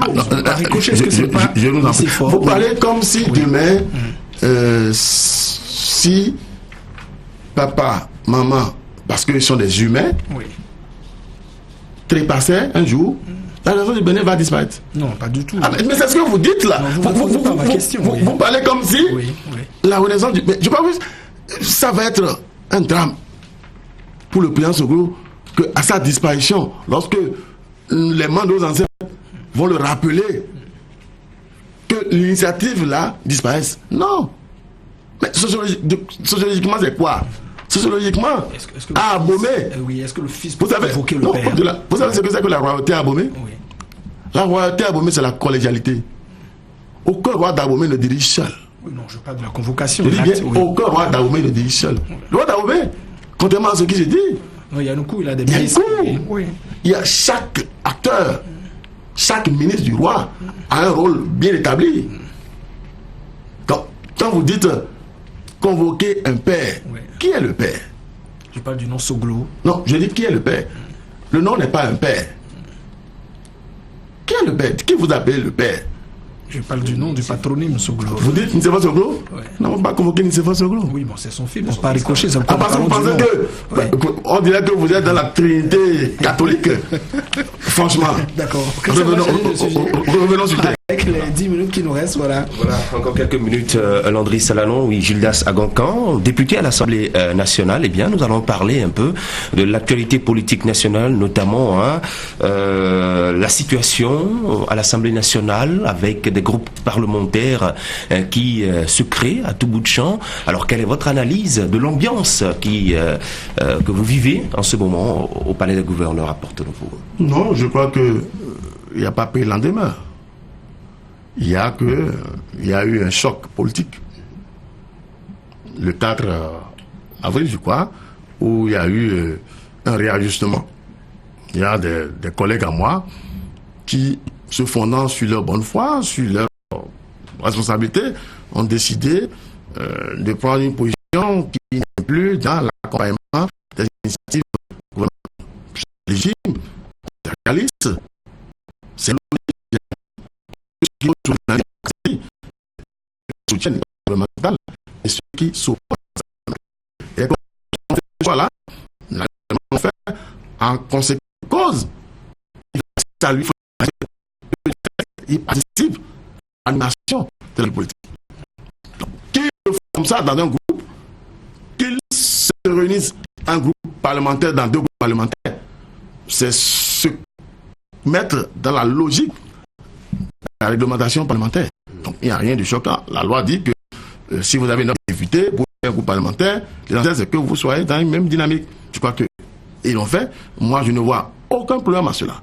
Les autres, j'allais dire nous autres, qui avions soutenu l'action gouvernementale dans cette logique de révision de la Constitution, il est clair que notre norme permet de mettre en place un certain nombre de groupes parlementaires. Mais ça se fera.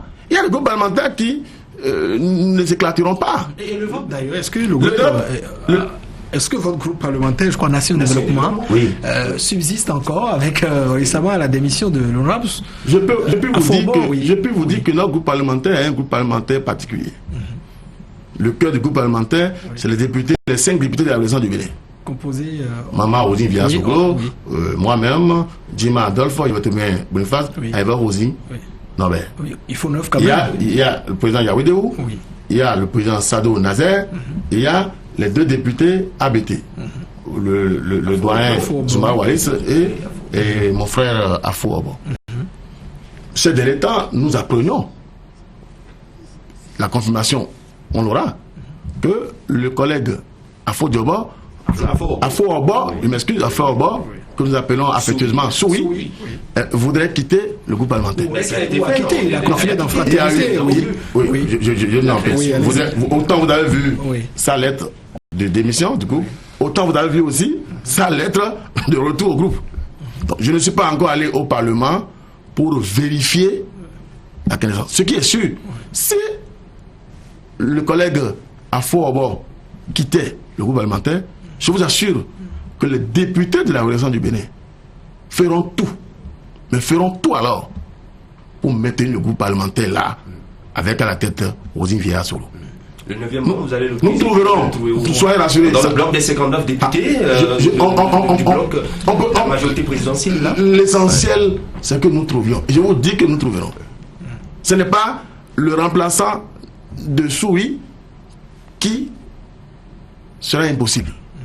Nous trouverons le député qui viendra sauver la présidente Rosine Vieira-Solo à la tête de notre groupe parlementaire. Surtout que nos autres collègues Sado Nazer, Yawedou Janvier et Zoumarou Wallis partagent la même conviction que nous. Donc par conséquent, nous on n'a pas de problème. Le départ de Soui, si c'était réel, trouvera une solution tout de suite pour que le groupe parlementaire soit maintenu. Il y a les groupes parlementaires qui vont. Le groupe parlementaire PRD va se maintenir, il n'y a pas de problème. Le groupe parlementaire UN du président Edi va se maintenir. Le groupe parlementaire du président Ake va se maintenir. Il y a visiblement 3 groupes parlementaires qui sont en difficulté. Le groupe de Kassa Barthélémy, le groupe de Okunlola et le groupe du président Essou. On trouvera les habitats nécessaires pour que des 3 groupes parlementaires que je vais décider qui sont en crise, qu'on puisse en constituer 2. C'est des arbitrages politiques qui vont s'opérer. Pourquoi on assiste à cette radicalisation des positions Gildas Agonka au Parlement suite à ce rejet de projet de la prise en considération? On voit que les 23 qui constituent la minorité de blocage se radicalisent. Désormais les 60, bon, moins 1 désormais, on vous posera toute la question pourquoi on ne fait pas partie de votre bloc. Mais pourquoi on assiste à cette radicalisation de ces positions? Est-ce que c'est nuisible à la démocratie ou bien toujours la perspective des repositionnements pour 2019? On parle de radicalisation. Je voudrais rappeler que la décision du 4 avril, le rejet de la prise en considération du projet de révision constitutionnelle, c'est une décision majeure. Rappelez que le président de la République a considéré cette réforme comme l'une des réformes les plus importantes de son mandat. Et que si par rapport à cette réforme, il y en a qui se sont opposés, mais c'est clair que c'est un choc. Il les prend en adversité. Non, pas du tout. Il ne peut pas les prendre en adversité. Mais il a dit désormais il considère qu'il y a une majorité de 60 qu'il soutient. Mais quel mal il y a. Quelle interprétation vous en faites? L'interprétation du fait, oui, c'est que désormais le président de la République considère qu'il y a ceux qui apportent un soutien à l'action gouvernementale et il y a ceux qui démocratiquement sont capables de porter de la nuance à l'action gouvernementale. Et j'ai souvent l'habitude de dire que la vitalité de l'opposition est un stimulant pour l'action gouvernementale. Le président de la République aussi a besoin qu'il existe au Parlement un groupe d'opposition pour que dans sa volonté de bien faire les choses, il puisse avoir des hommes et des femmes, au-delà de ceux qui le soutiennent, qui peuvent lui parler dans un autre contexte, il puisse visiblement avoir des hommes et des femmes qui publiquement disent « nous ne sommes pas d'accord » et l'amènent à ajuster. Il n'y a aucun mal que dans une démocratie, qu'il y ait un groupe qui s'oppose à l'action gouvernementale. C'est même la trame même de notre démocratie. Il faut souhaiter que dans toute démocratie, au-delà de ceux qui soutiennent l'action gouvernementale, qu'il existe une minorité qui apporte des initiatives critiques à l'action gouvernementale. Donc moi je ne trouve aucun problème à ça. C'est la vitalité de notre démocratie qui est en jeu. Et il faut souhaiter que ça soit comme ça. Alors, pour le bloc de la majorité présidentielle, le BMP, dont vous êtes membre, alors dites-nous, au départ, on a quand même vu des députés, au total 60, voter oui pour la prise en considération du projet de révision de la Constitution, dont l'honorable Éric Moudeté, mais par la suite, il est parti du groupe des 60. Aujourd'hui, vous êtes 59. Quelles sont les raisons avancées, vous qui êtes peut-être proche de lui? Vous comprenez que je ne peux pas vous donner les raisons. Oui. C'est une décision. Mais vous avez interprété ce départ. C'est une décision personnelle. Oui. Ce que je constate, oui. L'honorable président Éric Moudeté, pour lequel j'ai une admiration, et vous dit que c'est les rares députés dans ce pays qui ont joué un rôle d'avant-garde dans l'émergence et la défense de la démocratie. Donc, il a pris une décision. Il n'a jamais dit quelque part qu'il est désormais contre le soutien à l'action gouvernementale. Oui. Éric Moudeté, en tout cas, à l'heure où je vous parle, n'a jamais dit quelque part. Peut-être que la démarche de constitution du BNP, cette démarche n'est pas à sa conviction. Je l'aurais vu dans un autre groupe parlementaire en contradiction flagrante avec l'action gouvernementale, que je me posais des questions. Mais aujourd'hui, je constate qu'il est dans une position transitoire qui va le déterminer en fonction de sa conviction et qu'il faut respecter. Donc il n'y a pas de mal en cela. D'accord. Alors on voit les lignes beaucoup bouger au Parlement, sans doute 2019 en perspective, mais vous, précisément, Gildas Agoncan, vous êtes le suppléant de Blaise Arons-Oglélé. En 2019, ne souhaiterez-vous pas quand même être titulaire sur une quelconque liste ou bien toujours être suppléant dans la région d'Abomey? Mais c'est nos militants qui vont déterminer. Vous savez, ce ne sont pas eux qui font le positionnement. Non, si, vous ne savez pas. Ah, c'est le bureau politique, vous l'avez dit. Oui, mais le bureau politique ne fait pas S nihilo. Je crois que si vous parlez de moi-même, sur Abomey, réellement, je peux vous dire que de ma position de député, vous savez, quand on dit suppléant, oui, j'ai l'habitude de dire pompeusement que j'ai été un suppléant de l'US. Parce que c'était déjà établi que les populations d'Abomey, en votant pour les législatives et les municipales, savaient effectivement que je devais aller au Parlement. Et je travaille de jour et de nuit avec eux au Parlement, en contact avec mes militants, pour faire en sorte pour que le renouvellement du mandat soit une réalité. Mais le plus important, c'est pas ce que je souhaite. Le plus important, c'est ce que les militants à la base souhaitent. Et il ne s'agit pas de mon bon vouloir. Il s'agit de l'ancrage populaire que j'ai au niveau de la base. Et la base va déterminer. Le souhait de tout politique, c'est de renouveler un mandat. Et je ne serai pas péremptoire en disant que je ne souhaite pas renouveler mon mandat. Je souhaite renouveler mon mandat. Et ça, je travaille pour que la base, et c'est elle qui déterminera, me fasse confiance. En 2019, on sait que Moiti a des ambitions, l'ancien maire d'Abomey. Vous aussi, vous voulez renouveler votre mandat. Blaise Arons-Oglélé aussi, sans doute, vous devez renouveler. Comment se feront sans doute les positions? Vous êtes sûr que c'est Moiti et Blaise Arons-Oglélé qui sont venus vous le dire? Non, pas du tout. Alors, je parle des informations que je détiens. Voilà. Alors, je parle de ces trois. Vous-même, sans doute, comment cette circonscription, alors qu'on donne qu'un seul député dans la zone. Mais vous citez que cela. Oui. Alors, il y en existe aussi, on sait dans d'autres camps. Oui. Nous sommes dans un challenge politique. Oui. Dans chaque circonscription électorale, dans chaque ville, les ambitions seront multiples, seront plurielles. L'essentiel, c'est ce que la base déterminera. Ce n'est pas le politique qui détermine, c'est l'électeur qui détermine. Et pourtant, pour la destitution de l'EAD, l'exclusion, vous avez consulté la base aussi? Parce que les tests le prédisent. Ah d'accord, ici les tests ne le prévoient pas. On comprend, j'ai dit à Sakonka. Affaire PPA 2. Non-lieu du juge, juste un petit mot avant qu'on vous laisse conclure. Non, moralement, ça choque. Oui. Moralement, ça choque. Pourquoi? Oui, parce que y a eu l'intention populaire qui a fait ancrer dans nos consciences qu'il y a eu mal donne. Lorsqu'il y a mal donne, il faut une sanction. Le juge a décidé. Oui, le juge a estimé qu'il n'y a pas eu le juge a décidé qu'il n'y a pas de sanction. Ce n'est pas notre responsabilité. Il y a ce que nous souhaitons, de façon populaire. Il y a ce que les juridictions décident. C'est des choses où nous remettons en cause les décisions de justice, où nous faisons confiance à notre justice, où décidément nous disons notre justice, elle est calamiteuse, on ne fait pas foi. Donc je dis, moralement, ça choque. Mais juridiquement, nous n'avons pas de marge de manœuvre. La seule chose qui existe, c'est des recours. Donc moi, il y a ma position personnelle qui estime qu'il fallait clarifier suffisamment il fallait situer les responsabilités pour autant que il est avéré que de l'argent qui devait servir à telle chose n'a pas servi à la chose. Donc, fondamentalement, il y a des responsabilités à situer. Mais est-ce que ce sont les auteurs qu'on a culpabilisés de façon officielle ou publique ou dans l'opinion? Et c'est ces vrais auteurs qui sont les coupables. C'est la justice qui va déterminer. Donc si la justice se prononce, nous sommes obligés de nous conformer. Mais je dis que moralement, ça choque. Voilà. L'affaire n'est pas totalement close apparemment, puisque depuis l'Inde, nous avons suivi quand même le président de la République sur une chaîne parler de la révision de la Constitution, un projet qui pourrait toutefois revenir lorsque les conditions seront réunies, a-t-il déclaré. Quel est votre regard, vous qui êtes pro-révision? Vous pensez qu'il y a un citoyen béninois qui ne souhaite pas que lorsque les conditions soient réunies, qu'on révise notre constitution? En l'état.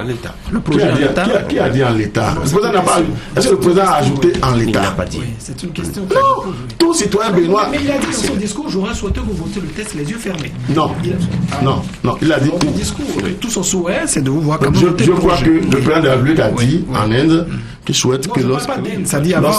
Non, le président de la République ne peut pas dire et n'a jamais dit qu'il souhaite que le texte soit envoyé à l'État. Non, voilà. Mieux, dans son discours à la nation par rapport à la constitution, il a dit qu'il responsabilise les députés qui ont le droit à l'amendement. Rapidement, sur ce qu'il a dit tout dernièrement.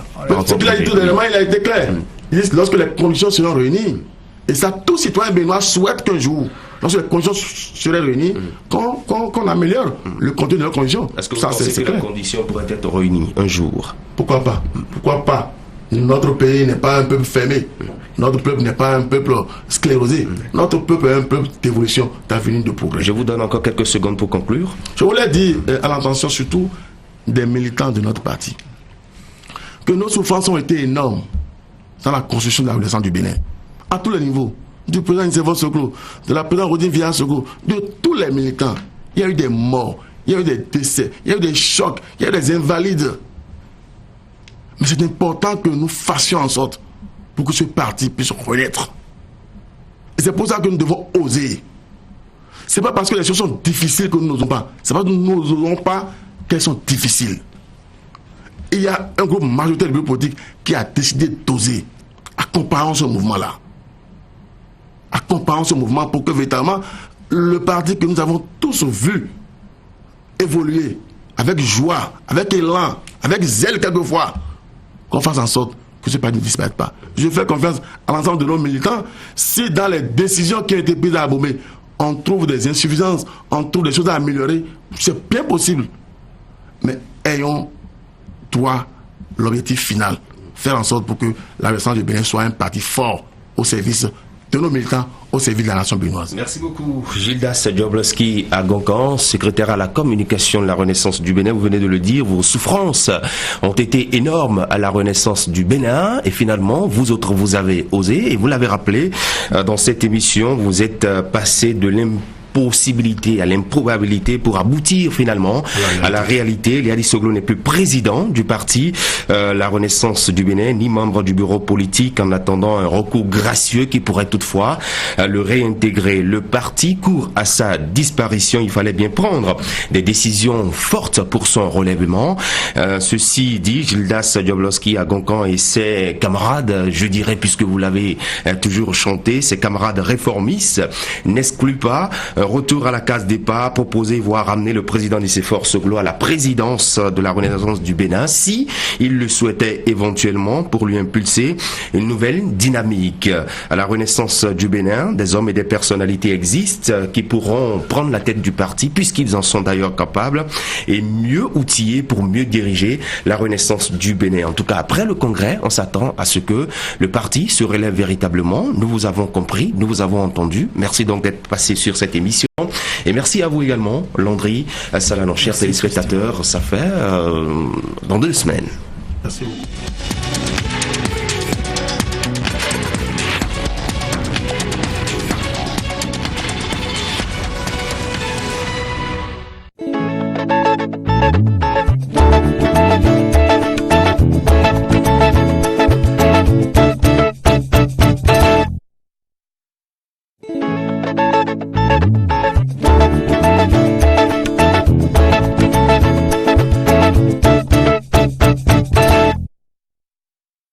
Africa, aïe, moi je t'aime. L'amour est, aïe, moi j'adore. Canal 3, c'est toute la musique africaine.